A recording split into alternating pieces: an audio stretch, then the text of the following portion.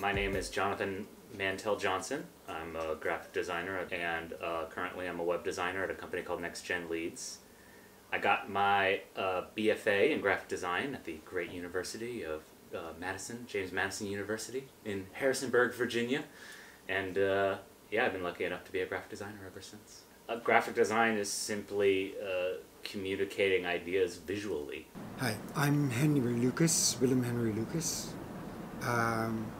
I'm an educator and a designer. My design practice is different from others maybe because I do not work with clients. I work with collaborators and all my projects now are self-initiated. I see graphic design for me is just another way of expressing myself, like writing or speaking, and it's the preferred medium, I'd say. My name is Arzu Ozkal. I'm an associate professor of graphic design at San Diego State University School of Art and Design. Well, graphic design is defined as the communication of ideas and messages through graphic elements such as photography, typography, illustration. And that's pretty much how I define it too. Yeah, so my name is Brun Del Re. I'm a MFA student at San Diego State University, primarily focused on painting and printmaking, as well as kind of doing a fusion of different styles. Yeah, so graphic design for me is kind of more of like a vocabulary or a way of thinking or a way of organizing thoughts. Hi, I'm Roxy. And I'm Phoebe. And together we run Pander Design Co., Ladies Who Paint, and the podcast Drunk on Lettering. Graphic design to me would be commercial work, so working with businesses and developing their style, their brand, and any other assets that go alongside of that.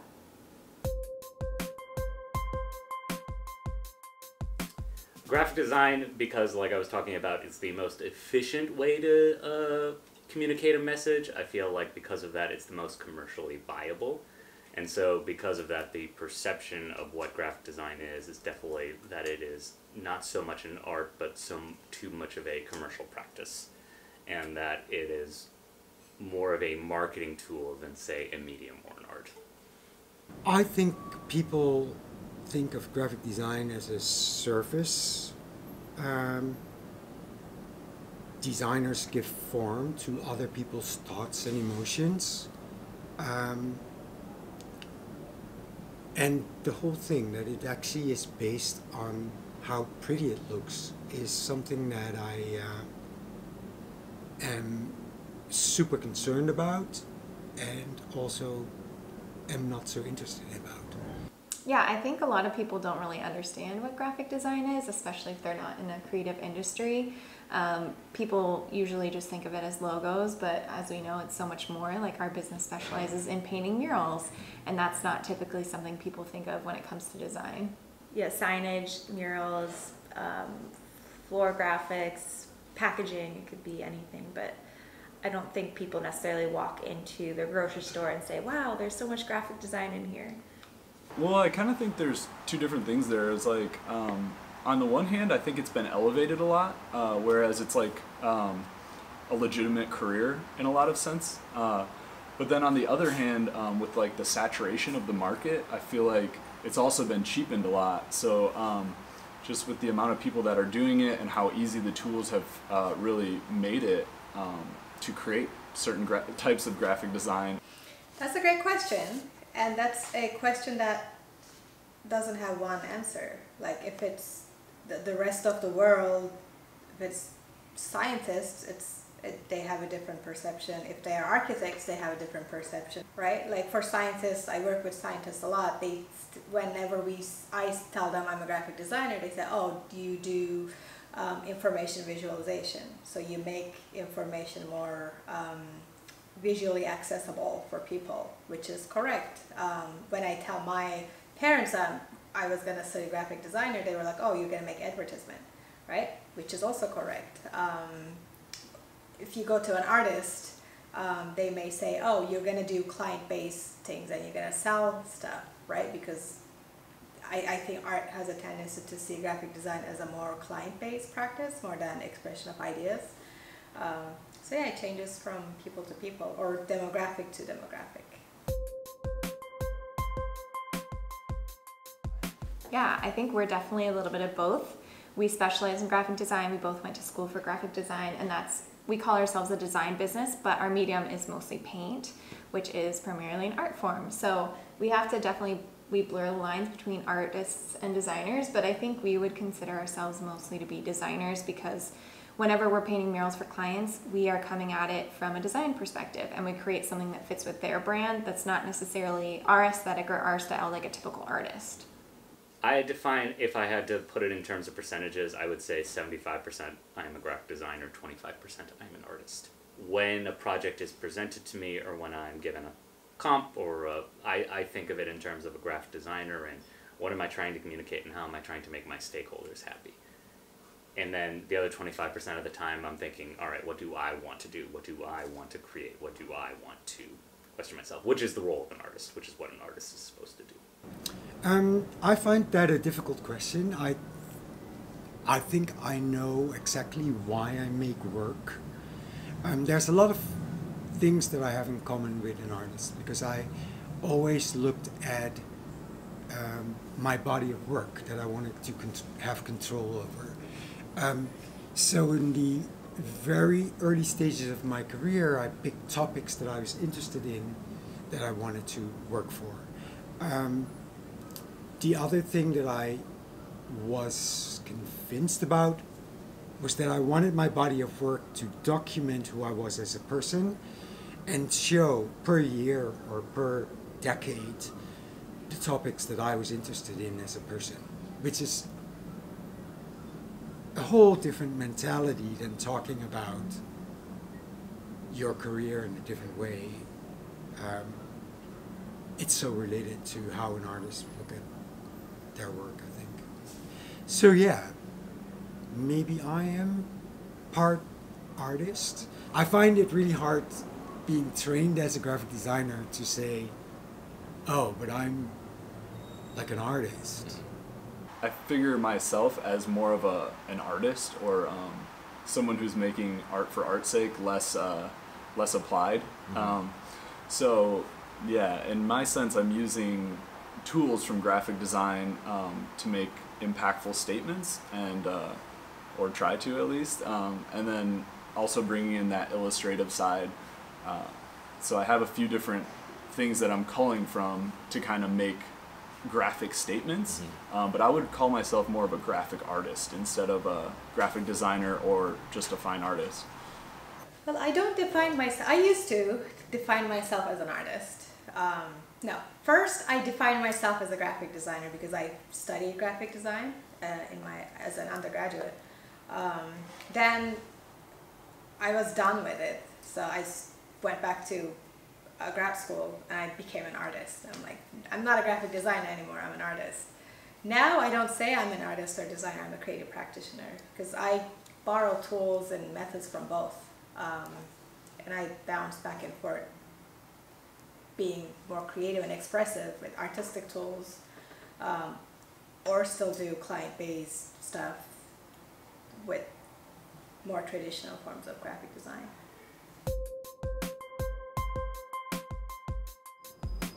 Yeah.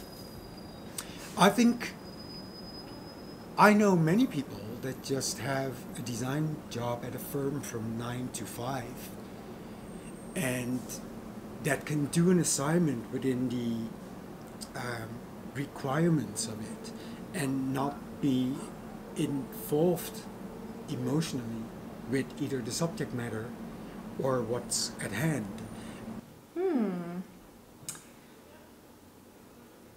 I mean, I definitely think design is an art form, whether someone wants to call themselves an artist or not, but I think it is, you have to be artistic and creative, so I think a designer is an artist, yeah. Oh, absolutely, 100%, because you can have all the skills of a graphic designer, you can know Photoshop, you can know coding, you can know video editing, which is also part of the graphic design realm, and not be an artist because, like, what are you doing it for? I remember often looking for jobs and doing job hunting, and at the end of the day, all they care about is someone who knows Photoshop. All they care about is someone who knows InDesign.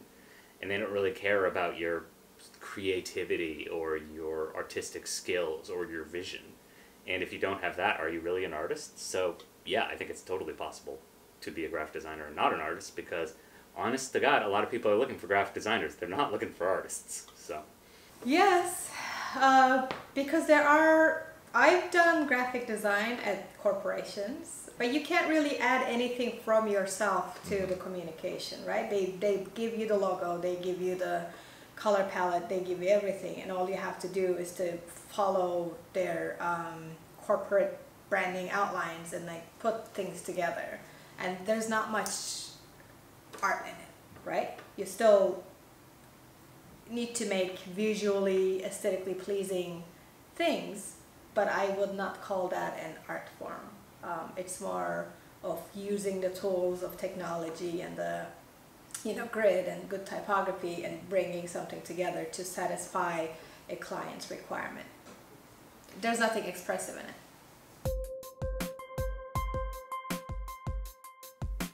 all the time. I struggle between the worlds of being a graphic designer and being an artist. The way I address it, I'll let you know how I figure out how to navigate those two things, because honestly, most of the time, I don't really think about it. I just kind of, kind of keep those two worlds in very separate playgrounds. And when I'm doing something for a client, I'm like, all right, this is what they're looking for. I'm just gonna, play in my little, corporate sandbox and make sure that all the fonts are nice and readable. And then when I'm doing my own work as an artist, that's when I kind of feel like, all right, I'm gonna push some boundaries. I'm gonna play around with some things. I'm gonna see what I can do, see what I can accomplish. So yeah, we definitely do sometimes get burnt out on the design side because we're constantly having to do everything that our client wants. A client is the most important thing. So when we're creating murals or branding or whatever, at the end of the day, the client's opinion, you have to please the client. So sometimes the artist side of us doesn't get to thrive as much, because when you're sharing your work, you're sharing the same, like what you do, and then another person sees it and says, I want that. So you don't get the time to be able to experiment and create something new. So that's another reason why we started the podcast, is because we get to create designs and artwork every week for that no one has control over. So that's where we try to find ways where we can still be creative besides our client work, and why having a passion project is so important.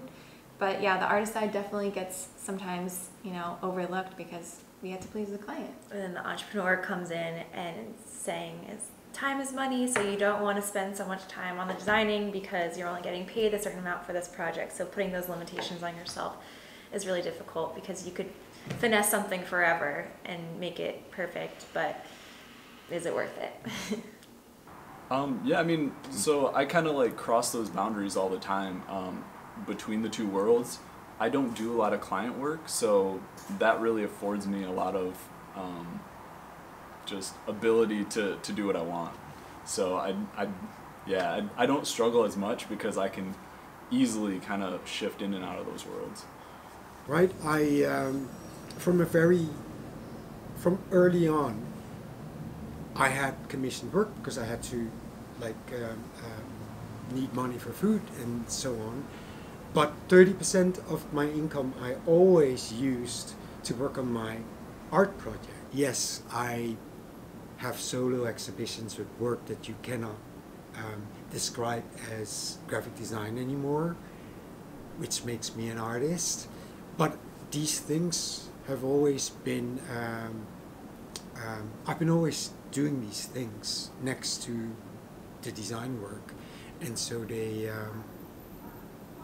flow in and out of each other.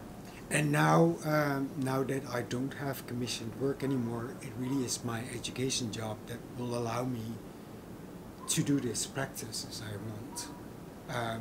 And it's an extremely luxurious position. I admit that. I think I've always had a super high production. And I think because people know my body of work, that I'm allowed to do the practice as I am doing it right now.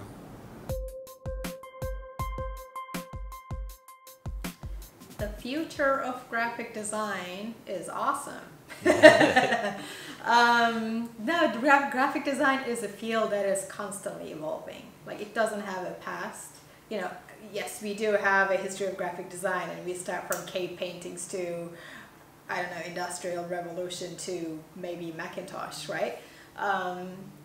But it's constantly evolving, especially now with the technologies of artificial intelligence or virtual reality, augmented reality, probably self-designing softwares are coming, right? Templates is really interesting too. Like, we don't need graphic designers anymore. Web design, you know, you just put images in boxes and everything is beautiful. So yeah, it's constantly changing. It's constantly redefining itself. I don't know the future, but I'm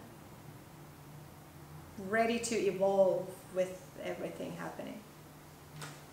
Like, I don't think it's really hard to say that's gonna be the future, because that future is constantly changing with the new technologies that we're learning every day. Future of graphic design is definitely going to be a lot more video, a lot more interactive elements. And that's something else we kind of talk about when we talk about art, is the fact that I think we still have this issue with art as an object that you just kind of sit and admire from afar. And same thing with like graphic design. It's like we think of graphic design as like these static things, but as we continue as a society and as technology grows, we're realizing that art and graphic design are something that you more interact with. Even the department that I am teaching at is teaching students to be a hybrid. I was educated as a graphic designer, which went really in-depth, that had to do with, you had to have photography skills, illustration skills, and typography. You needed to be able to understand text, copy, and react to it. And nowadays that even is way more broad. You need to have an understanding of digital aspects as coding, since you need to work with programmers.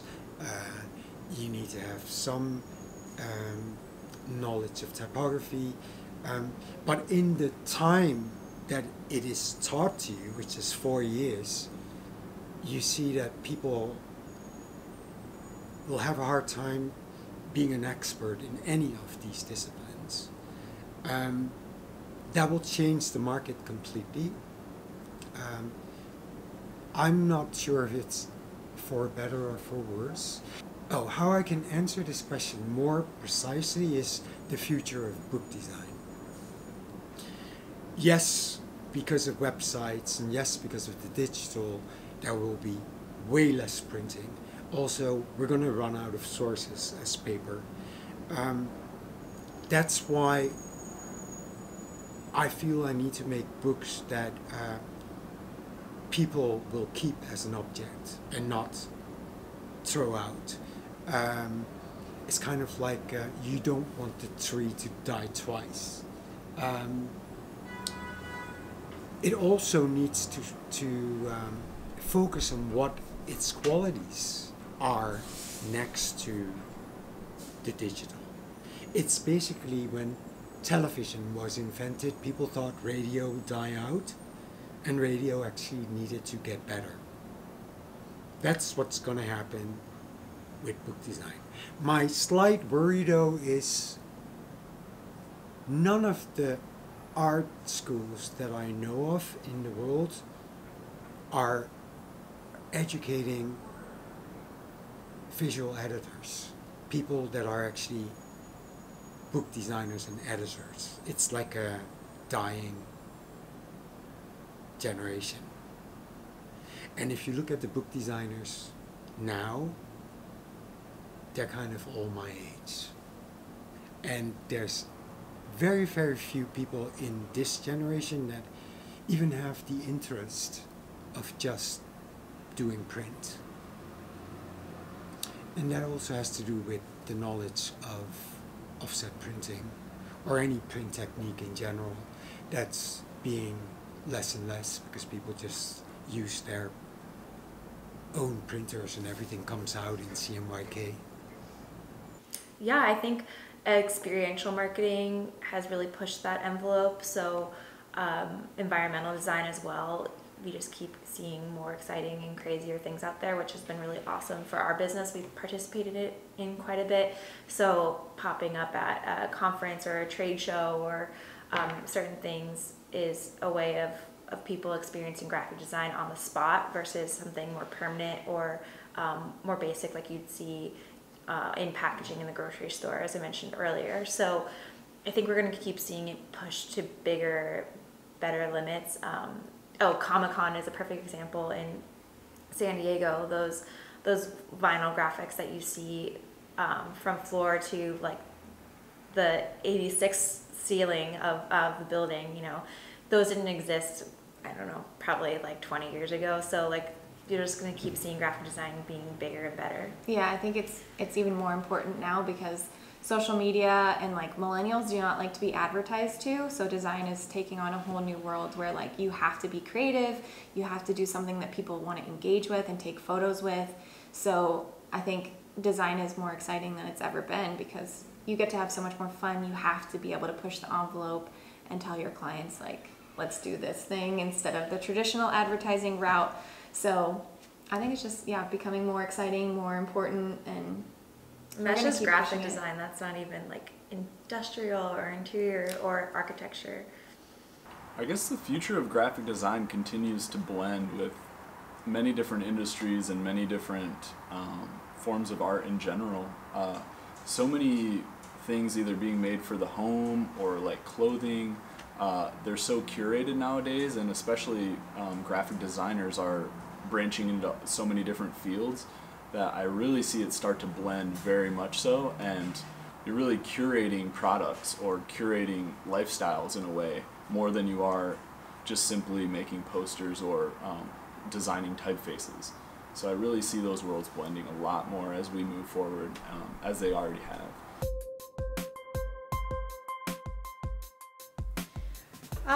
I think being open-minded or being open to playing is really important. Once I've attended to a week-long residency with a really playful graphic designers, which they don't have a fixed definition of graphic design. That really changed my mind because the whole week was all about like giving each other prompts to do things, and we didn't have to do that. It was very open-ended. It was very fun. Any tools could be used, from a rock scratching on a piece of glass. You know, it's like, yeah, play is really key. Being open to change, not having a shortcut to the design problems is really important. Because sometimes we see things as like, okay, I have to finish it by 5 p.m. What worked before, this worked before, I'm just gonna do the same thing. That becomes really dull after a while. Yes, we make money, definitely, it pays the bills. But then 2 years doing that, you look back and it's like a waste of time. This is probably one profession that you can really stay excited about. And I love it. I've been doing this since 1994. And every year, every 5, you know, I'm like, whoa, I'm reinventing myself. I have to, it's fun, you know. In general, I think I always sort of lived in fear of not being understood, if that makes sense. I once took a huge risk on a catalog in the Netherlands about, there was, at the end of the 80s, a new genre of painters that were into painting still lifes again. Sort of went along with what was called the new wild painters. And these modern still lifes were sort of frowned upon. At that time, abstract painting was way more acceptable. And I felt, okay, so what is the most opposite from still life paintings? And I thought the black square painted by Mondrian was that. So I actually made a catalog that had, it showed the painting, and if you flip the page, you saw a black square with the after image of the painting in it. And the pages definitely had a front and a back. Like I was literally going to talk about the back, the front of a page and the back of a page. So the back information of that artist or that painting was on the page with the black squares. There was one person, I think one of the artists, that did not like that at all. And I was way younger then, and that really, really worried me, and I was miserable for a week. It's relative, you know, but you can't please everybody, but the aim is to do so. I think what Roxy touched on earlier, just the starving artist stereotype, it's kept a lot of us from being creative or trying to experience creativity or go a creative route in their career. So that stereotype is really dumb, and we think we're phasing it out. So just give yourself some more credit. And yeah, it starts with us as the designers and artists. We need to see the value in ourselves and not just focus on like, I get creative fulfillment, that's enough. That's not enough. We all deserve to have savings accounts and buy houses, and we shouldn't have to be constantly struggling as a starving artist. So if we can see the value in ourselves, we can educate other people, our clients, our friends, our family, and just show that art has value. We do deserve to make money as artists and be successful. So I think if more designers start realizing that, especially early on, and then continuing it on, it's just going to help our industry so much. Yeah, and I think starting with being vulnerable and talking to other people, I think so many designers are so scared to tell each other what their prices are that everybody suffers. So if you don't know how to price, talk to someone that does, and they can help you by giving you a base pricing and just sticking to that and then continuing to raise it. Yeah, and a lot of times too, what helps with pricing is we always give our clients options. So they might be asking for this, and we'll give them an option for what they ask for, something even more premium, and then something lower. So if their budget isn't as flexible, they can go with the lower option, or maybe they have more money and they're like, yeah, you can do all this stuff, let's package it all together. So giving options makes it a lot easier for getting, you know, bigger projects and people to say yes to your pricing. You could work with the biggest company ever. I'm gonna look in the camera. If you can work with the biggest company ever and they'll promise you all this exposure, you never get any exposure. Most of the time they don't tag you. No one hires you for the project, even if they do tag you, so don't fall for the exposure thing. Another red flag is a lot of big companies try to host contests, which basically just means they're asking a ton of people to do design work for free. Yeah, more red flags would be like someone saying like, I have a really simple, easy project. Simple, easy, quick. Like, no, it's never simple, easy, or quick. Mm-hmm. Another one is when they say, I trust you completely, like, do whatever you want, you're the artist. That's never the case. Yeah, we need some guidelines to go off of. So those are just a few of them, but we could write a book about this. Yeah. Yeah.